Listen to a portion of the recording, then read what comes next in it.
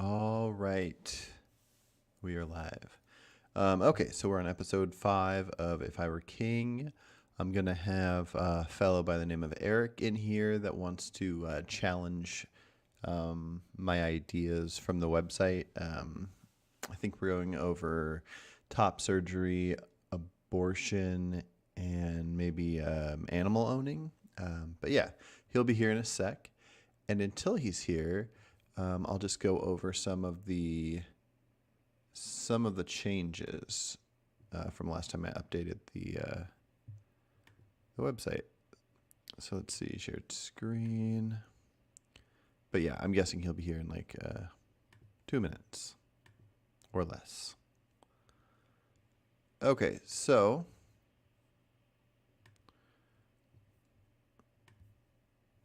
might be hard to see here, but updates. Some of the details of the laws had ages, and so I updated the age of adulthood. I just made it 18. I could be convinced otherwise. I want to look into details of how that thing's affected puberty and different ages that the brain develops and various different things. But I'm fine with 18 for now. So if anybody disagrees, send me some links. Let me know. Let's talk about it. And Eric is here, so let me close out of this. There is Sir Eric. Hey, Carson. Hello. Hey, how you doing? I'm Is doing that all right. is that a beer you got there? No, it's sweet tea. Okay. It had a beer look for some reason. Okay, yeah. Um, all right. So, do you want me to pull up the website, or do you remember? Do you have an idea of what you want to talk about? Let me see. It was the abortion policy. I know it was three I think. things. Yeah, I think it was top surgery, abortion, and then maybe animal owning. I believe so. Here, hold on. Okay, Let me cool. check. Well, and you can always I can change it just because scroll back. Let me see.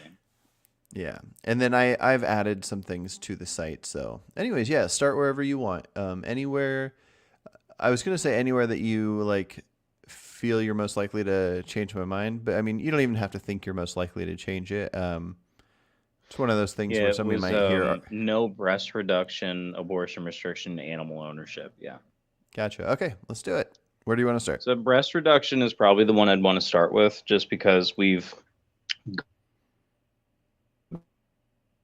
Oh, and hold I on, hold only on. You're have the you're half cutting hour, out. so. Uh, um, Oop. yeah, I initially said that I had a half hour, but I could actually do closer to an hour if that works for you. Okay, I've got that time. Um, Yeah, I don't but have to yeah, be so at when work you until 2, so I've got time. okay, when you first started talking, it cut out. So yeah, well, you wanted to start with breast reduction? Yeah, I would do abortion because you have it set at 8 weeks, and that's like way too low for it's at 8 weeks, but we've kind of gone in circles about that for a couple of years now. So Yeah, yeah. It might be breast best to set reduction is an abortion easier one. aside. Yeah.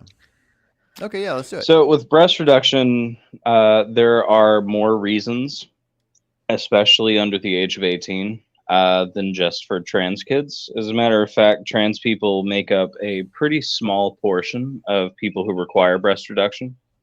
Yeah. Well, Gender before you go affirming on, care in general, yeah. y- yeah. Before you go on, let me just specify. I don't know if you clicked on the details or what it looked like when you first saw it versus now, but let's see. Oh no, where did it go? But the breast reduction is not referring to the idea of somebody having like back issues. So it says, It might have been updated since I last looked at it, because last time I looked at it, if I remember right, it just said nobody under the age of 18 or 16, something okay. like that. So yeah, so it says, breast reduction surgery for minors for cosmetic purposes banned. And then it says, no breast reduction surgery for cosmetic purposes are allowed before adulthood.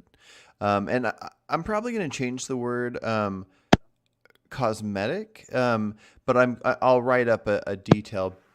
Basically, my stance on the topic would be that if there is a physical harm that is happening, so if if basically somebody's chest is too large and therefore it's making their spine kind of like curve in a way that's going to permanently damage their spine, and it's going to be this harmful physical action, then it makes sense to go in and have the amount removed to not have that happen.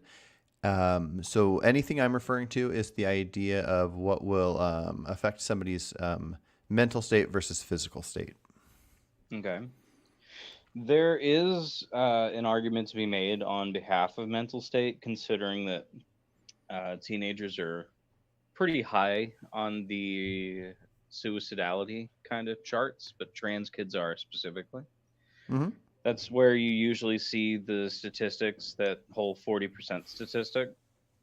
So it could be argued that it would be deeply beneficial to keep it for that kind of purpose, as long as there's doctors that sign off on it and there's a process to go through before it gets selected. Because usually, Yeah. if there is top surgery done on minors for cosmetic purposes, it's for really specific situations, and it's actually quite rare. But if Mm-hmm. somebody's in the kind of mental situation that they're in where it would actually like be really beneficial to go through with that, I would say that it should be fine, because it's determinative on a case by case basis. Yeah, maybe. Let me show an example of why I wouldn't feel too comfortable going with the suicidality take. So if we were to look at, let's say, born female suicides in the 70s, the 80s, the 90s, 2000s. And Hmm. then we were to look at the born female suicides now, or let's say since probably lack of due to lack of a better word, the popularity of of what's going on with trans stuff now. Now it could be a thing that there were trans people that whole time that would, if had the opportunity, would be reacting exactly how trans people are now. Maybe some of it's real and some of it's a social contagion. I'm not sure. I don't really want to judge the idea of transgenderism or anything. But There's not really much w- evidence for the social well, contagion hold, claim. hold on. Like, I'd That's try to fine. That's stay fine. away from that. That's not part of what I'm necessarily getting at.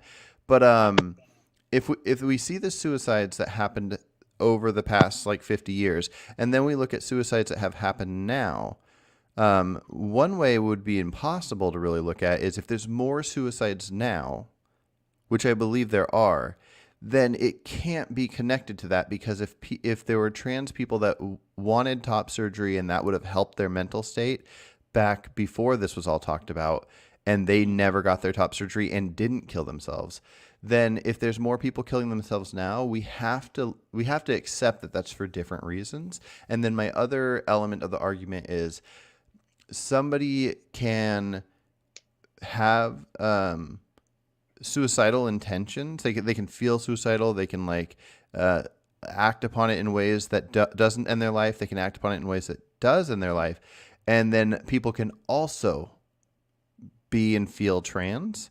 It doesn't Hmm. mean that it's the cause of it. Like I'll watch some movie or show where somebody gets like picked on enough that they kill themselves or whatever. Now, Hmm. now me myself, you couldn't pick on me enough to kill me. It'd be a mixture of you have the elements within your brain are making you want to kill yourself, and then also the right things happen that make you go ahead and follow through with that. I don't think it's as simple as anybody that is feeling this way, if they don't get the thing they want, they will want to kill themselves. Anyways, I'll stop rambling, but go for it. So with the suicide rates, or at least suicidality rates between those decades, a lot of that has to do more with living condition changes and like inequalities over time. Usually, it has more to do with income than it does anything else. Hmm. It's part of the problem with trying to quantify whether it was trans rates that were increasing or if it were more just people having to hide it and that kind of stuff is that, acceptance increases, so more people come out of the woodwork. We didn't really track trans people properly in a lot of ways that we should have been that far back, because we've known about them for a long fucking time. Wait, can I pause just you? never Can I really challenge cared something you to. just said? So if Sure. allowing top surgery could help with this with the mental state of some issues going on with trans people, but also if not letting them come out helps even more, wouldn't that be an argument? Now, I'm No, not it saying doesn't help more. There's a confluence of different things that can cause suicidality.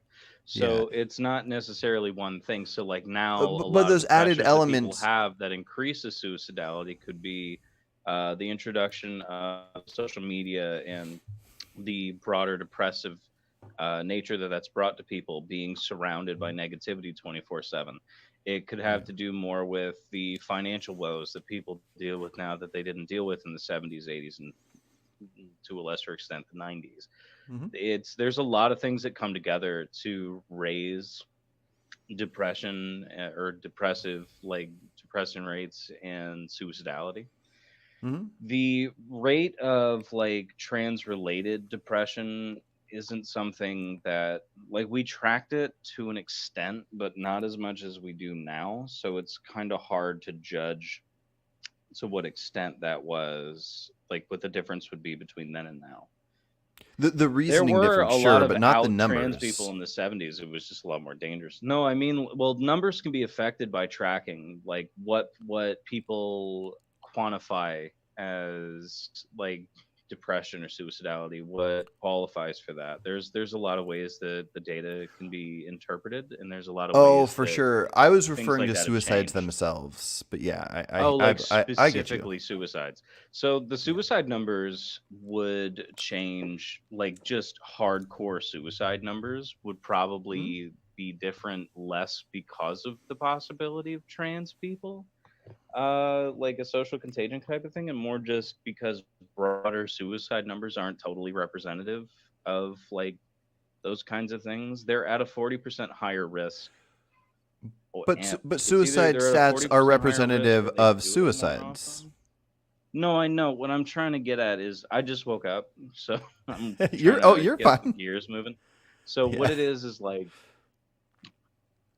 when you look at plain suicide rates and they aren't controlled specifically for certain groups. Like right Mhm. now, we know what trans suicide rates are because we're more accepting, so we track them more openly because there's more openly trans people, so it's easier to track that group.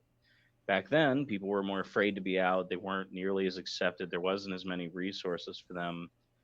So most of them just didn't come out. So a lot of times those people wouldn't be tracked. So it would just fall under broader suicide ranges. So if you look at the broader Mhm. suicide ranges in general for, say, people born female, those suicide rates wouldn't necessarily be indicative of trans rates. It would mostly just be indicative of social um, what's the word, like social pressures or Y- uh, financial pressures, sure, the because only reason I suicide mentioned rates in general were lower in the yeah, 70s. Suicide rates e- among wives were higher though. the only reason I mentioned female at all is since it would be hard to track who did it because of being trans.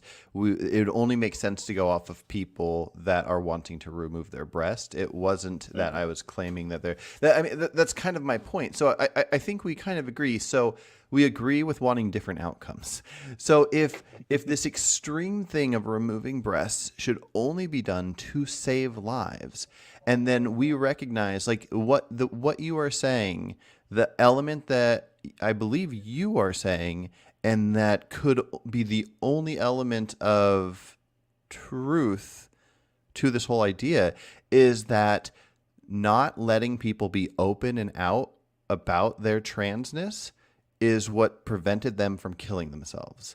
Now there could be Not even other reasons, slightly. but That's like not even statistically related to anything I that's said. nothing that would make sense to want to say it. But that is what you said. You No, just that's said that not the at all reason what the I said. numbers were I just said low. that No, I said the reason we're lower is because there were different social confluences.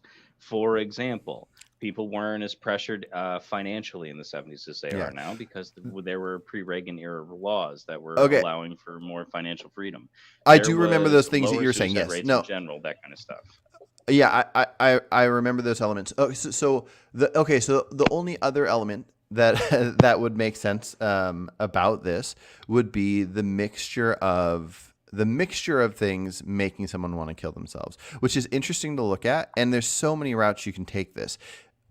One of the things you said was talking about social media. Now, I agree. There seems to be a strong correlation with social media and depression, anxiety, and wanting to kill oneself. But what makes way more sense to me than chopping off body parts is not good, but if it saves a life, it's good. What makes so much more sense to me is making kids not be on social media. It's a bummer because they want to be on there with their friends. But if it's making them not kill themselves, let's not do it. And so you can remove so many elements. Somebody can't just magically say they want more money. And well, hold on, There hold on, is hold on, also hold on. problems with removing Hold on, kids from hold on, social hold on, media, hold on, like hold on, a hold bunch on, of hold them. on. And that might be true, and we'll go over that. I'm just saying, you were talking about finances and a couple other things. So if that's having a big effect on it, that's fine, and we can go over each one. But just with the social media one, if it is fair to say that that might be contributing to it, therefore, if trans not out, because hardly any were out in the 70s, if trans not out people, teenagers, had social media in the 70s and also were trans and not out, the numbers might be different or whatever. But we are but because it exists now, there might be a downside to it. I would say that we should be doing everything in our power to look at all the things you're going to list to me besides social media and finances, and looking at all these things and going, how can we address every single one of these before cutting off body parts? But let's talk about social media. We'll go there first, and then we'll go to the next with one. social media, part of the reason that people say that you shouldn't cut kids from being able to access it, a big part of it is because a lot of kids, like in gay communities or trans kids or whatever, the only resources for a lot of them to get help or to find understanding outside of like bigoted or outright hateful family is through social media. So like there's bills like that are being proposed in Florida that would allow parents to openly track their kids' internet access. That would put those kids completely in danger, especially considering that Florida is not exactly the most accepting place. It's like if you want to access the Trevor Project, but you don't have a phone number, you can do that through social media. If you need to talk to, like, look online and see if you're being abused, if you want to try to figure out like what's going on in your life or with yourself to try to get a better understanding that might help you with your mental health, social media can sometimes be the only way to do that. Okay. I feel you. Okay, let me respond to that. So you might be right. There might be some benefits that are really strong for social media. I don't necessarily agree or know the details of the ones you're saying, but I can accept the possibility. Now, what I would say is that we would have. Fix. Well, hold Moderation. on. Sure. What what I think is clear, though, is that if these things on social media will lead to being essentially the only options for these kids to feel better in certain ways, the Trevor Project and all these different things you're saying. Help. Well, the Trevor Project is specifically to get them help if they're being abused or if they need medical care that their family won't help them get. Okay. Okay, so we don't need to go into each of the details at this moment. I'm just saying that there's a handful of things that you're saying on social media could help lead to trans people feeling better. But if we were to find that even though there are those positives, that the negative side of social media, this no, not you, my dog. No, I know. I just wasn't sure if the negative side of it, like the just how social media makes people anxious and depressed and all these things. If by having no kids on social media, or at least let's say no trans kids on social media, but then also they couldn't access these different things. Would you still call that better, even though it would be optimal if they could have the no deaths and access those things? Mm. Well, there's things to be said about like people's freedom and whatnot, but restricting them largely would lead to a reduction in their deaths, then I could entertain that, but I don't know for certain if there is that kind of correlation specifically I'd say the to a same strong enough for degree. breast removal. Um, well, breast removal has been shown by like medical study over time to reduce suicidality and depression in people who get it, who need it. It's not something that happens on a whim. There's a long process that gets to that point. Hmm. But like even in people who are not trans, who are cis, who get breast reduction because they think their boobs are just too big and it makes them uncomfortable, not even just physically but mentally, it's a big help too. Some people just have tits that are way too big. Like I knew a girl in middle school who had triple D boobs in 8th grade who needed it done. We're talking There about are children. You can't outliers say like that. tits. You got to say boobs. That's true. Well, that's how she talked Just kidding. about it back I'm then. just So kidding. like that's what got to me. But You're fine. Yeah, that's how I I can't. remember her is talking like that. She was from Boston, so I can't accept the idea of going with the mental state of how it's perceived by a child.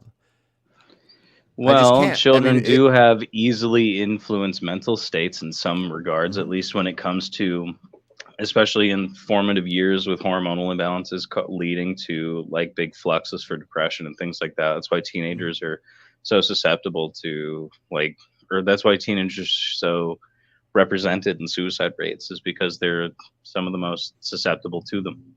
It's Exactly.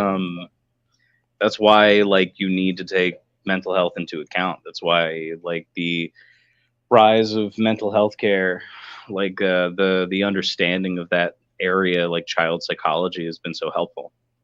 If we had Wait, better access to it, how we can would we see it better how can now. we take it into account while recognizing we shouldn't? Maybe you misspoke or I misunderstood you, but you were I saying how mean that susceptible like they taking are. into account their mental health is really important. So they're like susceptible to a lot of emotional issues. So depression is Mhm. something that shows up a lot in people when they're teenagers. If they're predisposed to depression genetically or due to some kind of imbalances from being abused in younger life, a lot of times it doesn't manifest as early as it did for me. A lot of times it manifests in high school. It's That's why like it would be good to have better access to mental health care than we have now, because it would be easier to fully understand the impact that child psychology can have on kids' lives. But we live in America and it's expensive, so I'm not totally certain on that. It's a Yeah, but if complicated anything question. involving something like abuse from childhood leads a child having the mindset while they're going through puberty of wanting their breast removed, that's a Well, no, perfect breast example. removal is not the abuse question. I'm saying child psychology in general. Breast removal generally comes either with image issues, like people who like what's where they develop way too early or they develop too much too early. Hmm. People who have uh, used to be called gender incongruence, gender dysphoria, Hmm. and it can be demonstrated and proven over years. That's usually when they would arrive at that point.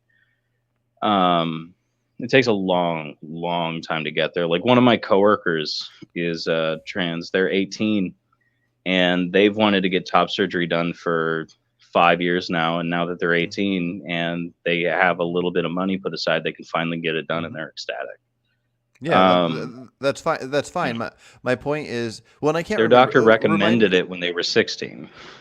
Yeah, remind me real quick. Because I think you might have answered this in a way that that I wouldn't have expected when we've talked about it Sure. before. But do do you feel that if a girl that's like, let's just say 16, well, first of all, do you think the age of adulthood should be 16 or 18? I think the age of adulthood should be 21 Okay, personally, fair but enough. I think the medical age of consent. being lower than the adulthood age can be really important in a lot of different situations, not just in Gotcha. trans healthcare.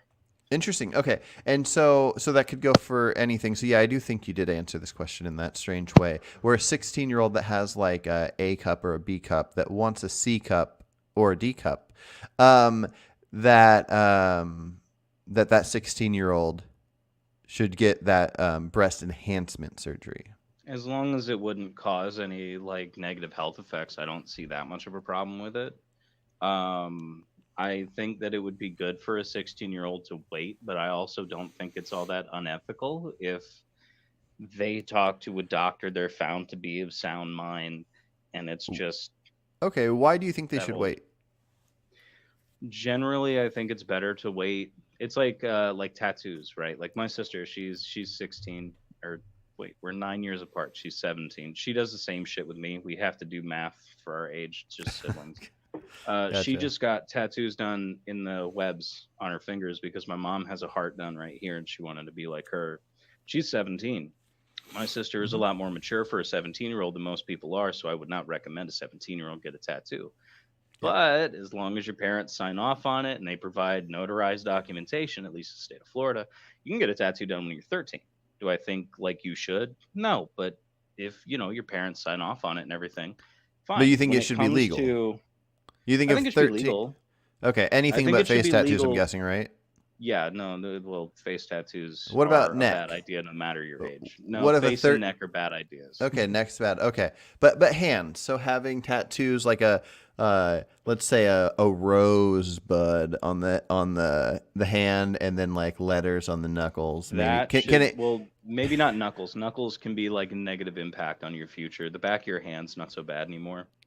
I think Okay, that there are certain things that when you're a teenager should require a lot more thought before you get them yeah, done. Like my sister, she has a black spade right here, which we recently found out that she didn't know is a trend on TikTok that actually means something, but it's whatever, it's nothing bad.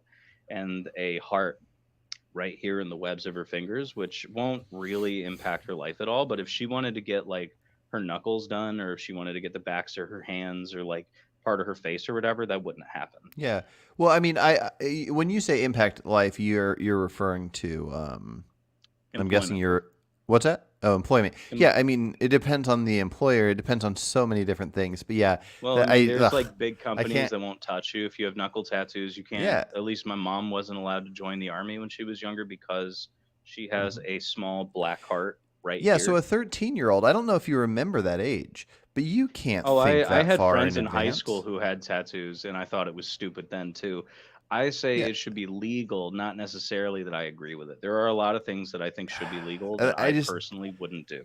I just don't think that's fair to the child. But anyways, let's hop back on to Yeah. the So when top it comes surgery. around to top surgery, I think that's why I said there's an extra step there, right? When you want to get a tattoo done, it's tattoo. You can remove the ink. It's expensive and it's painful, but you can get rid of it. There are things that I think you shouldn't be able to get when you're that young. Like I know a dude who has a swastika tattooed on him because he was 14 and his dad was in the Aryan Brotherhood. Now he wishes he Mhm. didn't have it and he doesn't have $900 to get it removed. But you think There but are you think it was things. fine to have What? it legally done. Well, he didn't necessarily do it the legal way. He did it in like his garage. Yeah, that's not the That's point though. That that's that, part of it. that but that's But that's what kind I'm of what I'm saying, that's trying to why I say. said that's one of those things that I would say you probably shouldn't be able to do when you're a teenager is get like political or hateful symbols on you. But Hmm. when it comes around to So what about like breast reduction and whatever, what the about extra what about step Black Lives that Matter? Can you get BLM tattooed on you? I mean, it's a political statement, but it's not one that's like objectively like a hateful thing. I'm just saying different people have different opinions. I'm not comparing Well, I mean, BLM something that's to well, I Nazis, mean, but yeah. I'm just saying. Yeah. I think that one should still require like a lot of forethought, but it's not quite on the level of like a swastika or like getting like 1488 or a three-leaf clover with 666 in it or whatever, like a bunch of those openly like hateful fucking tattoos. And there are hateful tattoos outside of white nationalism too. There's a lot of them, and there are a lot of things that people get tattooed on them and don't realize that that's what's up. Like Mhm. people should be more informed on that decision. But Anyway, coming back around to breast reduction or enhancement, part of the reason, part of the caveat that I said was that they need to be found to be of sound mind. So that means that before they're allowed to do it, they need to talk to a psychiatrist and like go through like their reasoning for it, why they want it done, find out if it's something they just want on a whim or if it's something that would really positively affect their mental health. If it is, then with the sign off of that psychiatrist, like, and I don't mean like one visit, because like if I want to get my ADHD meds, I need to see one 3 times. They need to diagnose me, and then I need to see them twice before they can give me my medications to be totally certain I need them. I think a similar process should be in place for anybody under the age of 21 who wants to get that done. Personally, I think it's 21. Like I think it should be to get that kind of surgery done. Like I think there should be an extended process for that. And as it stands, there is if it's for transgender care specifically, but if it's not for transgender care, it's a much shorter process if there even is one. A lot of times it's just going down to Miami, talking to a plastic surgeon, and you've got fake tits. It's not as complicated if you don't have a pre-existing need for gender affirming care if you are trans. There is a much longer process for that. Gotcha. What would get you to change your mind? If somebody could demonstrate a meaningful link between getting breast reduction and an increase in depression or suicidality, or a complete like lack of positive outcome. Okay. Yeah. Gotcha. So it'd just be potentially a certain number, some threshold of people that got them removed as teens, and then as adults regret it and wish they weren't allowed to as teens. It would have to be a not insignificant portion. Like it would have to be. It wouldn't. Yeah. What percentage? I'm trying to think of the percentage now that I said that, because it's not necessarily like over half, because that's a pretty big. Wait, but margin, even 25, like, even if 25% of like let's just say in 25% is a lot of it's a quarter. That 1 in 4 sounds like a pretty good number, but I'm not totally sure on that. If 1 in 4 or more say they regret it, they wish they didn't have the option as kids, then even if the other 75 saw a benefit in it, you would say it would also be swayed by like the marked improvement of the 75%. If it's only slightly marginal improvement and a real negative for those 25, there's a bunch of factors that could come together to sway that decision. It's how much does the good outweigh the bad, and what's the percentage of the bad versus the good. If the good is severe, or not severe, but like if it's a huge good and a small bad, but the bad is 75% versus 25% good, that would be a big change for me. But if it was like a small bad and like a minor good, but only 25% regret it, that would make me more ambivalent about it. It's a complicated answer. Gotcha. But yeah, no, I'd be willing to reconsider it with the right evidence. Like if there were enough proof against it, then yeah. I am first and foremost concerned with trying to make sure that I'm right about things. I'm trying to research things and read about things. A lot of what we end up talking about is still largely experimental, or if it isn't, it's something that we haven't studied properly for a really long time. So it's kind of hard to be dead set, because I'm not, a sociologist or a psychiatrist. So there's some things that I'm just not that well versed in.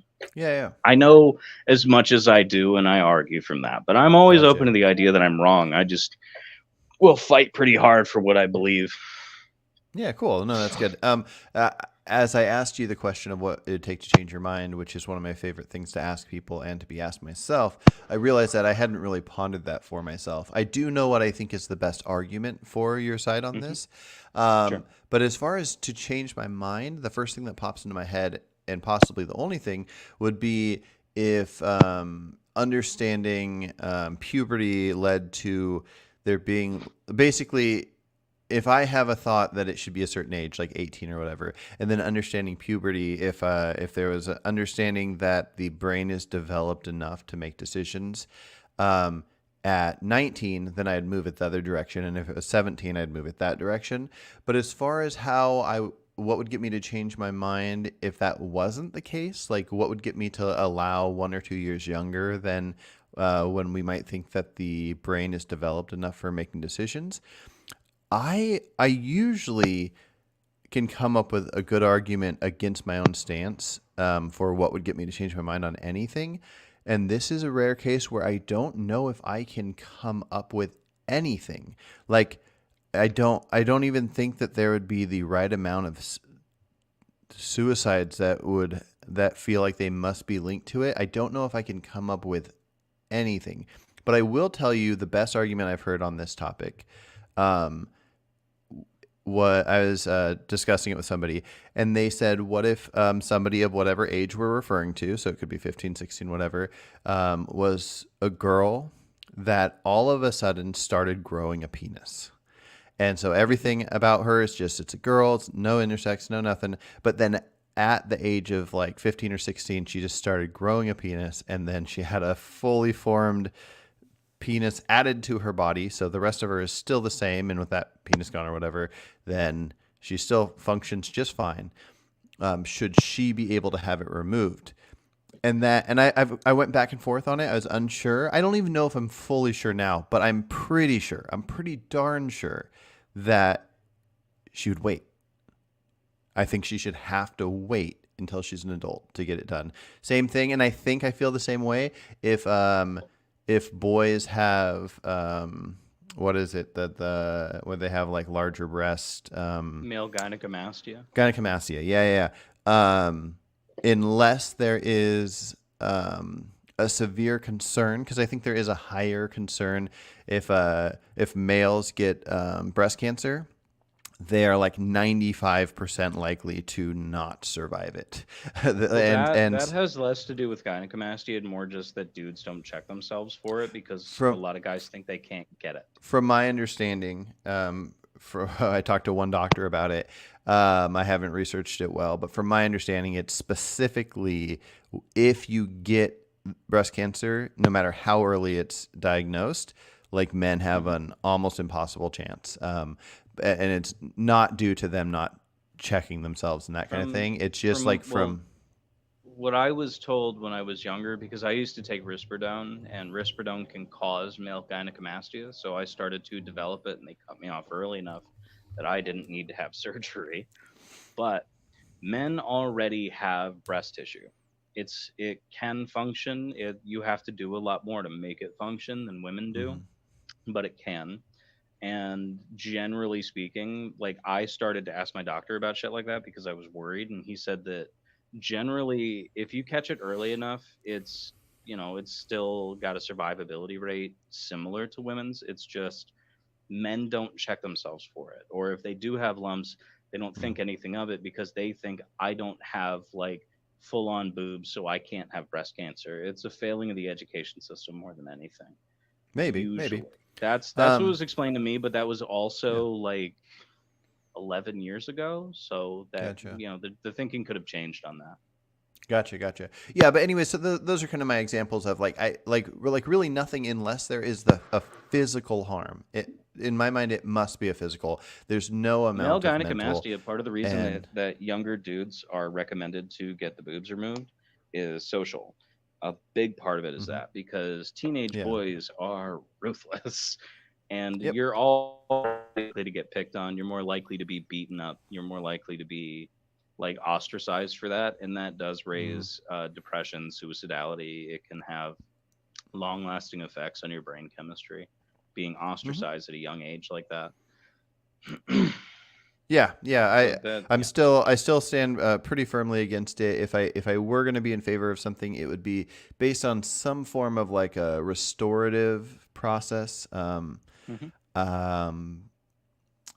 yeah.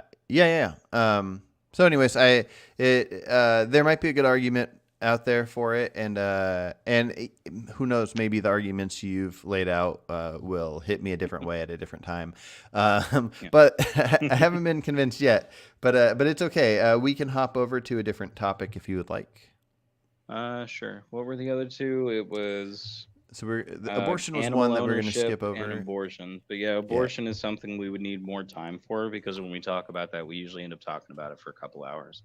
yeah. Um, so animal ownership is something that there are a lot of use cases for. There's people who have like medical need to have a dog, not like emotional support creatures, but I mean that is technically a medical need, but more like people who have schizophrenia. The dogs can be really useful because it can help them to understand if they're hallucinating. There Hmm. are people with epilepsy that the dogs will let them know that they're about to have seizures because for some reason they can sense it, and it helps like save them from brain damage because they don't fall while they're walking around. There's there's like seeing eye dogs. There's all kinds of animals that are really useful for stuff like that. Gotcha. There's also like work animals, like workhorses, right? Like they're integral for farming Hmm. and stuff like that, especially Yeah. for people who have terrain that's not conducive to vehicles and stuff like that. Gotcha. Yeah, yeah.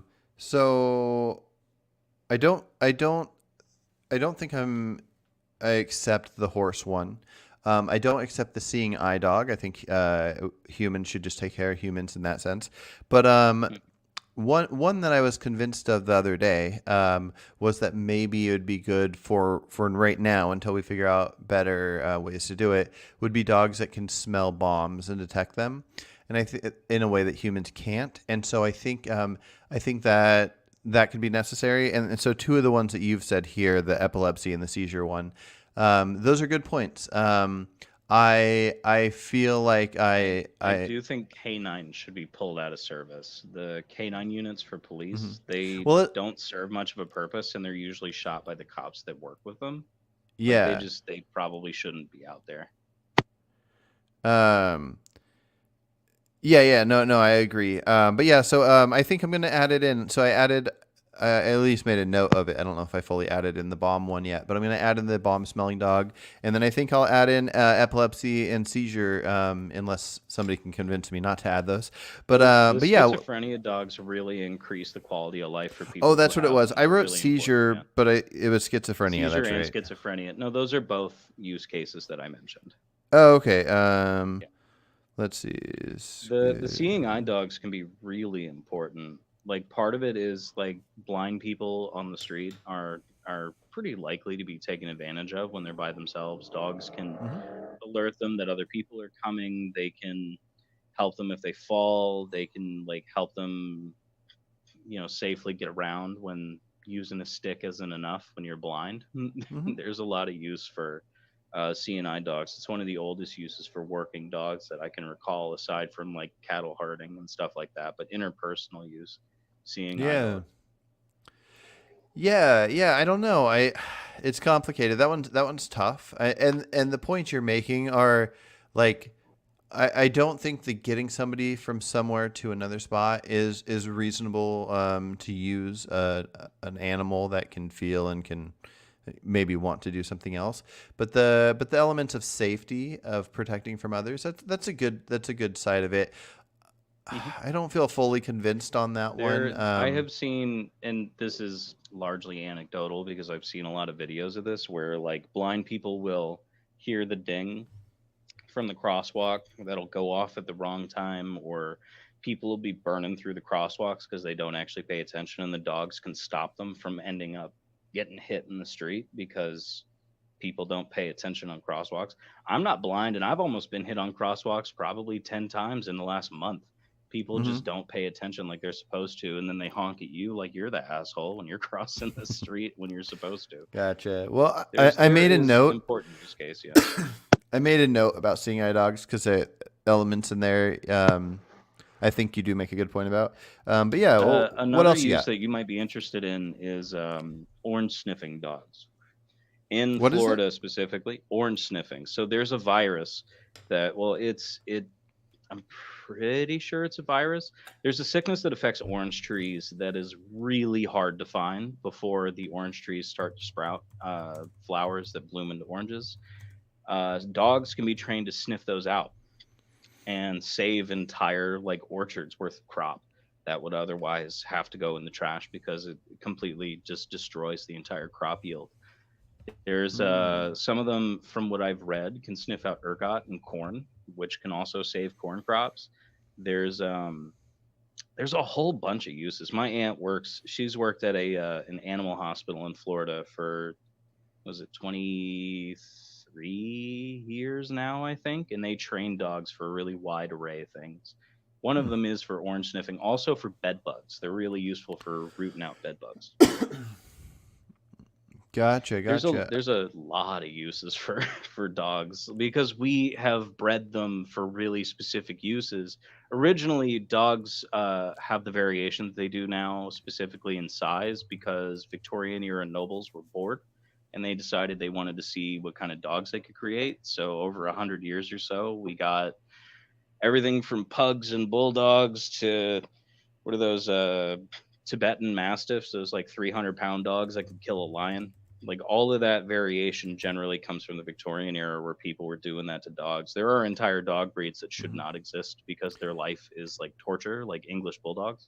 Yeah, no, I'm with you on that one. So let's go But to the ones there where are a lot of dogs that are like actually really well suited to human interaction because we've bred them to be. There's a Mhm. lot of dogs like that. Yeah. Well, I don't think we should have them. I don't think they should exist. But you could try to convince me that they should.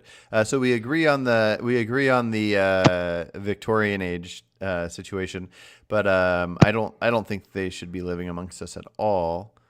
But yeah. Hmm. I would argue that because of what we've done to them, they don't survive well in the wild. They don't. Yeah.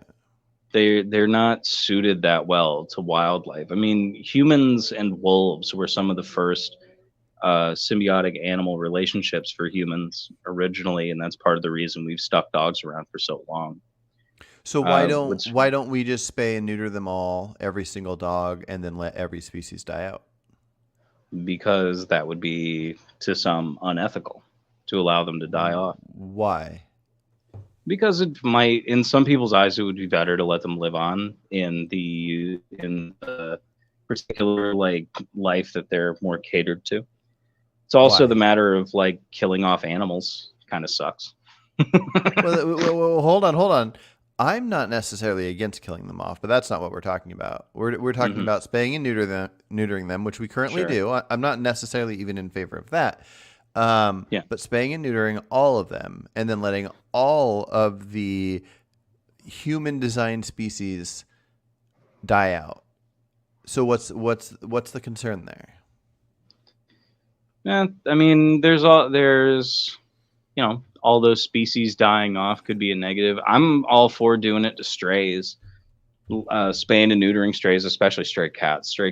Cats are largely invasive and they're really damaging to the environment.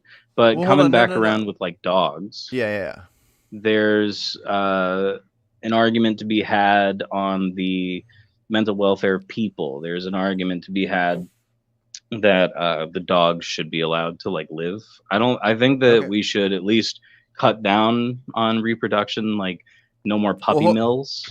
hold on, hold on, hold on. We don't need to talk about what to cut down on because I agree with all that. We'll just talk about what I, Hmm. I don't agree on. Sure. But okay, let me bring something to you then. Do you think if somebody figured out how to breed certain kind of bears, like maybe figuring out a mixture of pandas and something else, and then breeding them to be like really small and not dangerous, and then we just had some people have cats, some have dogs, and now we just start having bears. Would this be fine to do? Bears are a little more complicated than dogs. They're Let's say not it's really not complicated. suited Let's say to. exactly what we do. They're It's not like really dogs. suited to like. What's the word? They're not suited that well to captivity. At least not the captivity that most people can Yeah. provide. So let's say Even that if we you were to make make them them. smaller, like for example, we already do that with pigs. We do it with teacup pigs. Hmm. But if you feed a teacup pig what it's the amount it's supposed to eat, it will eventually turn into a full-grown potbelly pig. Yep. Well, hold on. But they're still not that It's very, suited to home it's very, life. hold on. It's very important that we know what we're talking about here. And I just need to make sure you're understanding what I'm saying. So what I'm saying with the bear thing would be identical to the dog thing, not what would happen. I'm saying if Like in a if we were hypothetical situation, if we could make them exactly the same as dogs. exactly. Now, I think you already answered this question by saying you were against what happened in the Victorian era.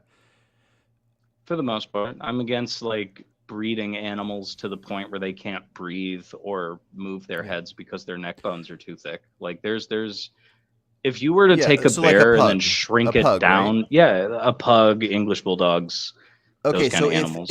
if it was immoral to create the pug, and therefore each time a pug has offspring, it's sad Shar-Peis, I lives. think, are also dogs. I would think of those ones with all the extra skin. Well, yeah. Oh, those are so Yeah. cute. But yeah, it's horrible. Yeah. But yeah, that's our problem. Some people put the cute above the horrible side of it. But yeah, so let's say pugs. So pugs, it's not good. They can't breathe well. They have horrible lives. They shouldn't be born. So if it shouldn't have happened, if it should have been illegal, the fact that somebody did do it, what is your argument for not just letting pugs naturally all die off as a species? Okay, so I suppose there is a caveat to be had. There are species of dog that I would be perfectly fine letting that happen to. Pugs, English bulldogs, toy-sized dogs, all of those live terrible lives. They're a lot more prone to cancer, breathing problems, joint issues. Like they live pretty miserable lives. Right. Yeah. I would be fine removing a good chunk of dog subspecies. Absolutely. There are some that I think would be fine to keep. Beagles, some types of bloodhounds, German shepherds, huskies, lots of stuff like that. Okay. Because they don't live these miserable lives. Now, there are some of those dogs that I don't think should be in some regions. Like I don't think you should have a husky because they have a double coat. They're dangerous when in this kind of heat. But I think at the same time, if they're in their suited environment, they're perfectly fine. Gotcha. Of course, I also don't think you should own like a wolf, but Yeah. Okay, so wolves are I got about 5-10 minutes left. Are there any other elements of animal owning that you think you could try to convince me of? You actually did a pretty good job. You came up with a few things that I'm going to research and add to the list. And yeah, I think there are some important things. I was telling somebody the other day that like a dog that can smell like a toddler's clothes and then go find the toddler in the forest and save its life. That would be bloodhounds and beagles a lot of times. And so that one I'm torn on. I'm not set. In fact, I reminded myself to make a note of Saint Bernards were created essentially as search and rescue dogs. They're named after Saint Bernard, a guy who would supposedly go through the mountains and find hikers and travelers who would get stuck in snowstorms, and he would use Saint Bernards to drag them out of the snow. I love a history lesson, and I'm gonna look into that. But so for these last few minutes, though, any other cases, any cases where humans should own animals that you think you can convince me of? I think that like sheep, we should probably still allow people to have sheep, even if it's only to take care of them and not to eat them, because sheep just would essentially heat to death in the wild because we've bred them to the point where their wool is so thick and so oily that they can't survive in the wild. Yeah, well, but you think we should keep breeding them? I don't know. I think you should, like, if we're not going to just cull the entire species, I think that we shouldn't necessarily be like breeding them purposely. But if you want to like let them breed on their own, that would be the only way to do it. There's bison. People should still be allowed to breed bison because if we weren't actively trying to keep their population up, they would have died off because of the like genocide of bison that we did in the, what was it, like the 1700s, the 1600s, somewhere around there. Yeah. Are they? Yeah. So that's an interesting thing. I don't know. I don't have a full understanding of which animals would benefit. So bison. Well, hold on. The reason I mentioned bison is because they don't have grazing land anymore. So we have to do that to conserve them. That's a good interesting note. I don't know. I'll make a note to look into bison. But I'm guessing there's many species of animal that don't need to keep existing for the ecosystem to be perfectly fine. There The are some majority of things that you species could of let go, like mosquitoes. Mosquitoes could be completely wiped out, and it would have no let's impact on the let's ecosystem. do it. But there's probably a lot because I mean, so many animals have gone extinct over the millions and Hmm. millions. Yeah, about 500 Yeah, million years, I believe, is how long animals have been doing their thing. And somewhere around all there. the dinosaurs wiped out, all so many animal species wiped out, It would and be, I think life the still Triassic period continues. was 700 and some million years ago. It's been a long time. Yeah, I'm not sure. But anyways, I'll look into the bison thing, but I doubt we need to keep bison around. But you make a Well, good it's point. a If matter we of conservation. yeah, maybe, or not maybe to that, but maybe to it mattering in my mind.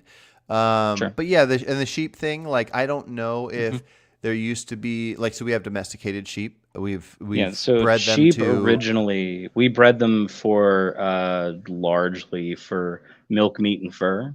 Mhm. And now they just like it used to be like way back. Their fur would stop growing at a certain point, or it would not necessarily be as oily or as thick as we have Mhm. bred it to be for clothing. So they Yeah, just would die if we didn't shear them. That's why shearing is so important, because otherwise they just kind of it's just don't make it it's important because of what we did, but if we wiped out the effectively. breeds that do that, then yeah, so it'd be Hmm. good to go. I don't know if what we bred them from, kind of like if you look at wild dogs compared to dogs we have now, there's a huge difference. I don't know if there still is a natural animal in the wild that resembles a sheep from what humans bred them to, or if those ones got wiped Not out and now totally we only sure have on that. domesticated ones. But I'm also not too worried now in survival situations before having the technology we have now. I'm all in favor of the idea of using sheep wool to make clothing and whatnot. But Hmm. now that we have the capability of making things out of cotton and hemp and flax, I think linen is made out of Hmm. flax.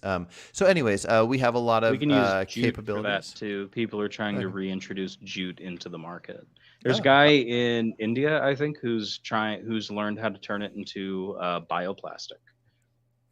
interesting. Okay. But yeah, so I would say that it's not reasonable in our current society to have sheep for the sheep wool. It's kind of complicated, but I'm gonna go with we don't need the sheep. But yeah, anything else? Any cases? Mm. In case you didn't see a note, I don't know if this note was on the website or if I just talked about it. But even though I'm vegan, and I think humans can be perfectly fine without animal products. I wouldn't mandate that as king of my land. So for this Mhm. project, I'm not outlawing hunting or fishing or anything like that. That's totally fine. But I am, for right now, until I'm convinced of it, I'm outlawing farming of animals. So no pigs What and would you chickens and say to the idea of farming game animals? Like sounds game horrible. hens, like deer. Well, no. So if you're not outlawing hunting, Hmm. depending on the size of your society, this actually would make be the big difference. Let's call If it it's the like a U.S. small few, well, if it's the U.S., you'd probably want to have people farming deer and game hens and quail because we already do that for hunters. Otherwise, it completely throws off the natural balance. Like we cull predators very rarely now because they don't have enough natural land to properly propagate with us needing to cull them. But generally, like we have to have culls for like right now I think they're about to have one for alligators in Florida because they're not endangered anymore and they're starting to reproduce too much. We have Hmm. lionfish off the coast that are killing everything because they're invasive. Deer need to be culled sometimes because they start to take out all of the crawl brush and it just makes it really dangerous for the surrounding ecosystem. Hmm. um, there are use cases for that, but there's also the fact that if everybody was hunting for their meat instead of growing it, we would need people who we actually do have now to a lesser extent who farm things like red deer, white-tailed deer, game hens, quail, all kinds of Yeah. stuff that people hunt for. Because if the only meat you're getting is hunted meat, you would need somebody raising that meat and sending it back out to the wild to keep the natural Yeah. balance in play. I feel like I could be convinced that with the right regulations that farming could be all right, but it would be very different from how it is now. I yeah, I'm not totally in favor of factory farming. I think holistic farming is a lot better, personally. Mhm. Yeah, but if an animal was just living its life and the farm was essentially like a forest that was fenced off in a way where the deer could barely even tell that it was fenced off, it'd take a long time Effectively for it to figure it out. like a preserve, like a Yeah, hunting maybe. preserve Yeah, I kind don't of. know. But yeah, Hunting so that. preserves work that way, yeah. That's like how they do it in Africa with elephants. It's like Mm, when you're shooting an elephant or a giraffe, they're old, they don't reproduce anymore. Usually they're males and they get really violent when they get old, but all of them live on preserves just to try to keep them from getting poached. They gotcha. hunting preserves and wildlife preserves in general can be really useful for that because it doesn't feel as though they're in captivity, but they're in enough captivity that we can keep an eye on them and make sure that we can keep up with numbers and stuff. Gotcha. Okay, yeah, gotcha. Okay. I mean, do you have an argument for any other animals to have? So let's ignore the idea of really well regulated farming. We talked about Mhm. dogs. Do you like are I would think you? we should severely cut back cats, and I've been very vocal about Mhm, that over the past couple of years, mhm. which hasn't been the most popular stance to have because people like cats, but objectively, they are monsters. Yeah. And that's funny. You have a cat on your They're shirt right terrible for now. the environment. Yeah, and I Um. have a cut in my lip, a scar right here from a cat from when I was a kid. Oof. Like I Okay. just So a if lot I of was people think like I always mention that and people think that's why I don't like cats. I just don't like that they like decimate local bird and lizard populations. Gotcha. Okay, so we're in this world of this podcast I'm doing where I'm king. We're saying, let's say it's like the U.S. and I'm king, and let's Limited say that. cat ownership is fine though because it keeps down rat populations. Okay, so let's say we had the cats and dogs, but would if I outlawed any other pet ownership, would any of that be anything you would try to fight for to change? Would you Mm. feel like people should have the right to own a snake or own I think rats snakes or all these different things? could be fine. Rodents are usually okay. They make for okay pets and they're very low maintenance. They also have some really niche uses. They're not really that important to But me as it we stands. have snakes out in the Like, wild; they're doing their thing. But yeah, for somebody to have a tank to have a snake, so they can we used hold to it. have one. Yeah, Yeah, but did you feel like like were you benefiting that snake? Like what's the argument for why it somebody should own a was. snake? He was healthier than he would have been in the wild for sure, But and was there he was no healthier than if he predation. never existed? Well, nothing is healthier not existing than they are Yeah. alive because they So wouldn't have what's lived. I'm just trying to figure out what the good argument is for making it exist to be a So pet. the what I'm the I was kind of thinking out loud, like I'm just going through the different kinds of pets that I've had. Like Yeah. I've had lizards, birds, snakes, fish, dogs, cats. I've had a really wide range because my grandma used to own, like she used to work for a pet shop, so we had a lot of them, and we know how to take care of a lot of them. There's like, I mean, having fish is pretty inconsequential. Like I'm sure there's some minor positive that people could gain from that, but they're really not that important. Snakes, I could see an argument for like them living a more comfortable life, not constantly being predated by other animals, having to hunt and be like starving all the time. But at the same time, that depends on the size of the snake and what they eat. Birds, generally, the animals that people keep as pets when it comes to birds are either parakeets, which are bred for that, or like they're exotic birds that are snatched and Let me oftentimes trafficked let me for pause you really real nice quick for ones. this. Let me pause you real quick for the snake Dogs are thing. usually the only ones that I have Wait, like a hold on, love for. Eric. Let me pause you real quick for the snake thing. Are are you saying that we should have pet snakes so snakes don't go extinct, but that we should wipe out every single one in nature? No. I didn't say like to keep them from going extinct. I mean like I was just working through it in my mind. Like I could see an argument that like the stress of constant predation for snakes and Hmm? like my snake looked healthier than any ball python you will ever see in the Mm-hmm. wild because he was allowed to eat specifically what he wanted because he was a picky bastard. He wouldn't eat Yeah, rats. He but would the only ones eat in the mice, wild and are only still in. white mice. But like, he shed more easily and more frequently than snakes would in the wild. He was healthier, but Ye- at the same time, snakes are built for being in the wild. That's why I don't really have a super strong feeling either way Yeah. for I was just snakes or gonna say for the ones in the birds or wild are fish. still in the wild. So you having a Yeah, pet isn't making there be less snakes with predation. Um, well, I mean, that it technically does because that's one less snake that's being predated by owls. You know what I Oh mean? sure, Like if and you hawks and take stuff. it from the wild, Yeah, ours was that wild caught. gotcha. And then my guess would be something like, since only 95% of each animal species even makes it to adulthood, it has a lot to do with what there's room for in the wild and whatnot. So if you were to take one, then maybe one that wouldn't have even made it to adulthood made it to adulthood. So there'd still be something like the same amount existing in the wild. I mean, it's Similarly, yeah. it's not going to be exactly like that, but There are it'd probably be species that something I like could that. see for like conservation efforts that we should keep, like species that are dying off because of deforestation.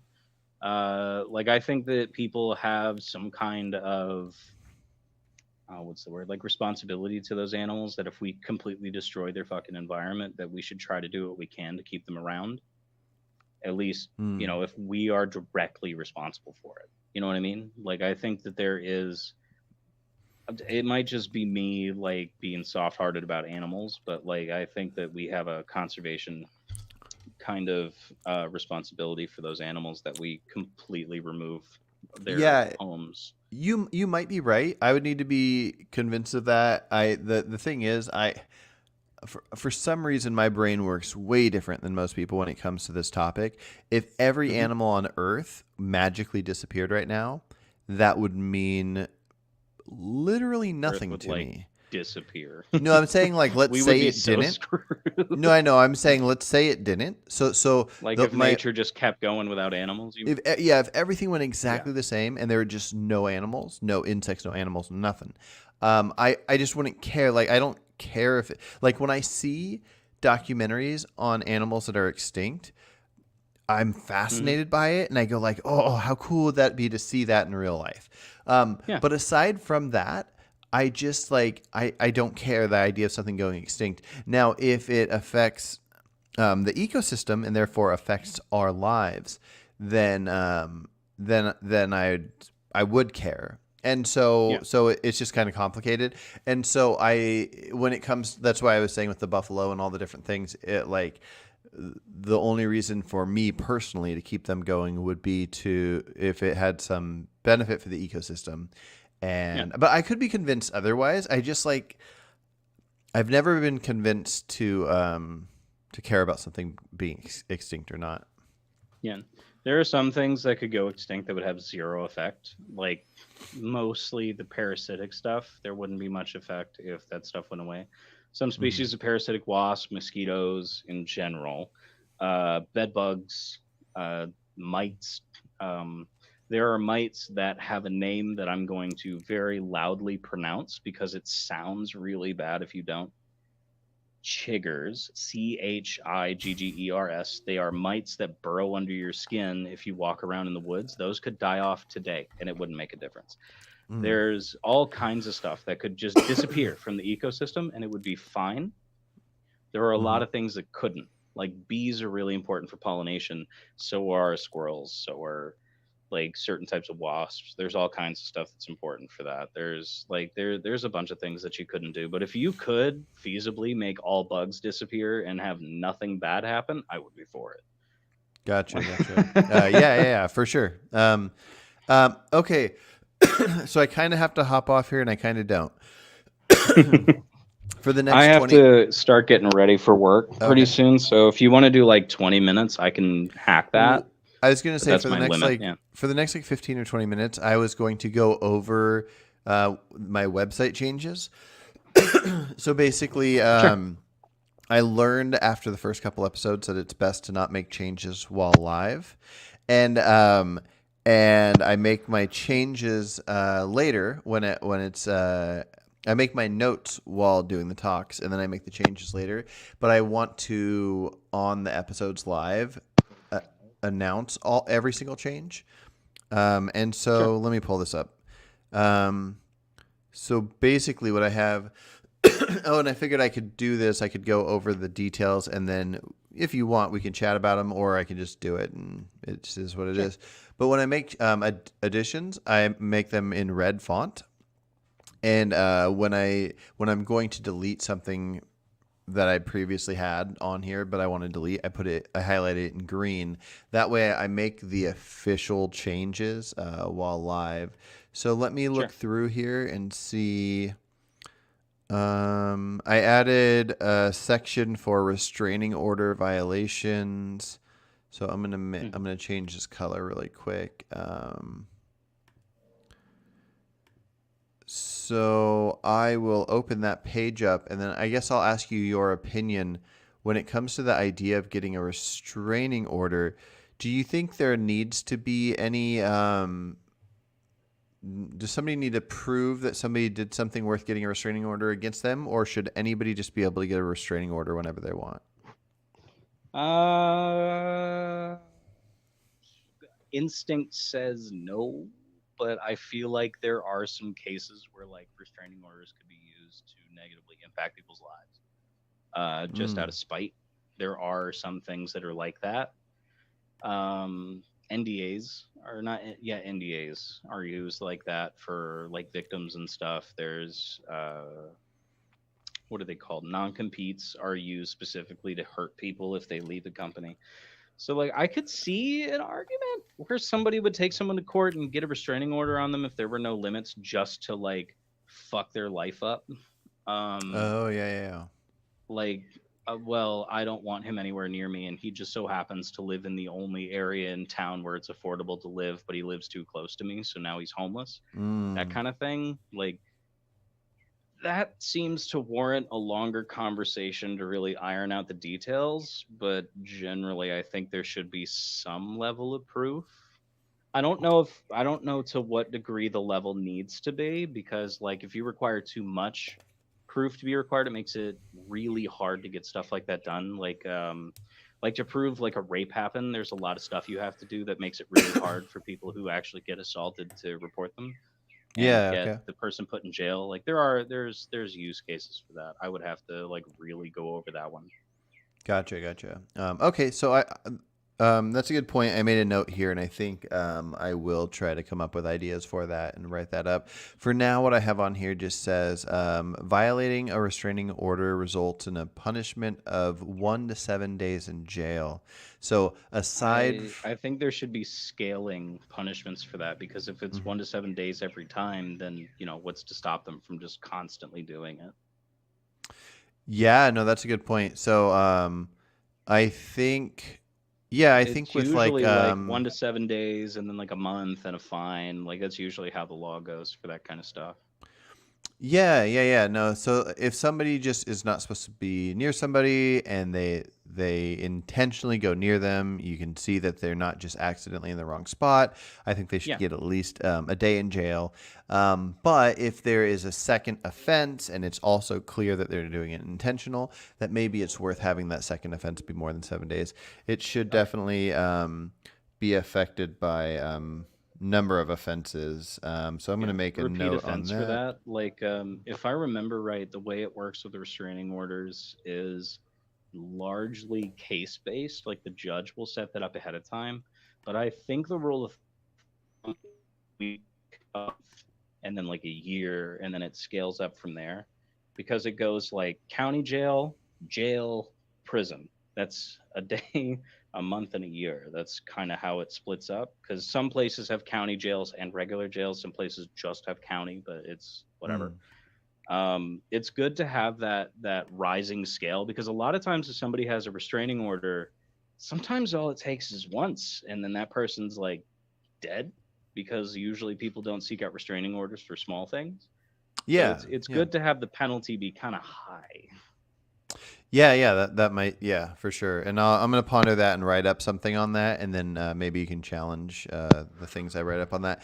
Okay, so I Sure. added a new section to laws in the category of actions by police, and I Okay. this is most of what I put is outlawed, and this section is lawful, and it's referring Okay. to using lethal force against armed citizens. And So then let this me is like a open. section specifically outlining what proper use of force would be. Yeah, or at least the case, just a handful of cases where it is acceptable. Let me open it up and I'll read what I got, and then you can tell me where you disagree. Okay, so if a citizen is holding a weapon or an object that can reasonably be considered potentially dangerous and does not comply with the commands, let's see, The officer can use commands. lethal Oh, force to okay. stop the threat. I think Uh, that generally, like, holding a weapon isn't really enough to justify lethal force, or even something that can be reasonably potentially dangerous. Like mm-hmm. anything can be reasonably potentially dangerous. I think that like once they start to like, well, for one, cops have body cams to prove this, but I think once they show intent to use it, that's when you can use lethal force. Because chances are, if somebody's got like a gun, cop already has a gun, that guy starts to level that pistol, he's already got a gun on him. Like as soon as there is any hint that he's going to use it, like reasonably, that should be the line for lethal force, right? Like because at the end of the day, it's kind of where we stand now with cops, and they get away with a lot of shit because they just say that they thought that something looked like a weapon, and then kill somebody and they're like, well, that highlighter sure did look, that's Hmm. extreme, but you know what I mean. Like it's, Yeah, the guy yeah, had a hammer and he was fucking 50 feet away from me, so I had to shoot him. Like, yeah. Well, I'd be you know. curious. You should send me a few things. I've been doing a lot of police interaction Hmm. reactions, and you should Yeah, set. I can't. I've I have a. noticed that a lot of the police interactions that I see the notifications for that you can react to are Mm-hmm. largely like perp reaches for gun, cop shoot them. You have Mm-hmm. to look at a broader range of that because a lot of it is like, it's like doing research. You can't just look in one place. You have to kind of Oh yeah. I take mean, on a I look broad all range over, of but yeah, things. I want to So find ones where the yeah, police officers are doing wrong things, and it seems to be very they're rare. not that So, hard to find. It just depends mhm. on where you look. Like You. if you just specifically filter through like YouTube channels, there are Mhm. a lot of YouTube channels that specifically put up pro cop stuff. There are a lot that put up anti cop stuff. Yeah. There are some that try to do both. It's it depends on where you look. It's like Yeah. if you it's like with politics, right? Like when I was younger, I was going down the alt-right pipeline because I was almost exclusively absorbing right-wing politics. If Mhm. I had been somewhere more centrist, it would have been easier for me to shift over away from that. You have to try to like figure out what the lean is in the sources that you're using. But like cops, there's there is a lot of stuff that came out with body cams. If cops weren't allowed to shut off their body cams, it would make it a lot easier to find stuff. But I they can don't think shut they're them off. allowed. I don't think they They, can yeah, shut them off. they But can. anyways, Like for example, there was a girl that was yanked out of her car during a traffic stop and slammed to the ground. And when the cop is talking to another cop, he says, "It didn't turn on when I told it to." When he's talking about his body cam. The only reason we know specifically what happened with this 18-year-old girl is because he pulled her over in front of a gas station and we got the gas station footage of him like just, I think he had her in like a chokehold and he smashed her into the ground and then Mhm. made her get in his cop cruiser. All right. Well, yeah, Like you should there's a send it bunch of my. stuff like that with body cams. Yeah, you should send it my way. I'd be curious to see that. Hmm. Um, what I meant by turn not able to turn it off, I meant legally. I don't think they can legally Oh, turn I it see what off. you're saying. There might be excuses or whatever. I But mean, here like, I'm gonna finish reading this, and then yeah, just because I like to read it for anybody sure. watching, this is approximately where I left off. In the case of a perpetrator at a distance with a weapon not easily used at a distance, I'm going to change that to at that distance. If multiple officers can strategically disarm the perpetrator without much of an added risk, this should be viewed as ideal. I might adjust it to be more than just ideal, where I'm going to adjust certain situations where it must happen that way. But here, let me read the cases where I think lethal force is okay, and then you tell me which ones you disagree on. Cases where officer interactions fine, pointing gun at officer or citizen. Yeah, it depends kind of situationally. Like if they're pointing a gun at somebody and they're clearly agitated, like sure, but you should always try to like talk situation down. That's what negotiators are for. But I can definitely understand that. Not putting down gun within 5 seconds of command. If they speak the same language as you, like you and me watched a video where a guy was speaking like Spanish and the cops like just fucked him. That was a machete, though. Understand what they were saying. If that guy had a gun, I think if he had a gun, that would be a lot more understandable. But there, like I said, it's I'm picking at specifics that would only come up in rare circumstances. It's just how my brain works. Yeah. Charging officer with or without weapon. Charging officer without a weapon, lethal force, not necessarily. They have tasers for a reason. Driving car towards officer, that's fine. Driving towards somebody with a 2-ton weight is a pretty reasonable reason to try to take them out. Yeah. Right. Long if they like seem to be intentionally trying to hit the cop. If they're driving away from an interaction, then that's like a chase. How do you feel about that last one? Fleeing from police, interaction with a weapon. I think you should probably go for legs before you go for like lethal force. But well, I mean, technically a leg shot could be lethal if they hit the femoral artery, but it's kind of hard to do from the back. Yeah, it's probably also harder to shoot the legs. So if the action, it can be. It depends on distance, like what direction somebody's running. If they're running directly away from you, center mass is still always your best bet, but you could still hit somebody in the legs. If they're running like long wise, it makes it a lot harder. Everything when it comes to use of force is highly situational, so it's a really complicated thing to work your way through. Gotcha. Yeah. I think this is complicated. The reason I wrote that last one and I was trying to figure out how I felt was I watched this police interaction video where the officer opened the door to like a 7-Eleven and told the guy with the knife that was robbing the 7-Eleven to come out. And the guy ran out, but then he started charging towards the officer. Officer shot him. Of course, this is reasonable. But then I was starting to wonder if he would have ran out and ran away from the officer, but still had the knife. Would it be reasonable to take him out considering that he's refusing to drop it and he's committing this crime? And he therefore could be dangerous to whoever he comes encounter with next. He was robbing a gas station. So that's not robbing a gas station generally is like what do you call it? It's God, there's a word for it. It's a crime of desperation, right? Like, like logically, if you're going to rob a gas station, the most you're probably going to get away with is $200. That's not really a situation where you're likely to hurt somebody. Like most robberies don't actually, like when somebody walks up and they're like, I have a gun, it's usually like their hand in a shirt. Like we had to do a lot of training for that when I worked at a gas station, but I don't know if it's reasonable to like shoot the guy while he's running. I think you should put out an APB. You have, every gas station has probably 20 different angles. Well, not 20, but like our store had 22 cameras, but most of them have at least 5 different angles at the counter of the guy's face and his build, his body. You could put out an APB for the guy because he's on foot. He didn't get in a car. He's probably not going to get very far. You could chase him down with cars. There's a lot of steps you could take before just like shooting the dude who was robbing a gas station. Now, if he like made it very clear that he wanted to hurt the employee, if he had already like stabbed him, because a lot of times when you get robbed or like mugged with a knife, they'll like stick you one time to show they're serious, which is why like knife robbery can be a lot more dangerous. But like if he hasn't hurt anyone, he's just threatening somebody with a knife and you pull up mid robbery and the guy just runs away, I don't know if shooting at him's the best option. There, like I said, it's case by case. Yeah. It's complicated. Yeah, no, definitely is tricky, but yeah. Okay, we did reach the time that I do got to hop off here, which means it's time for you to head to work.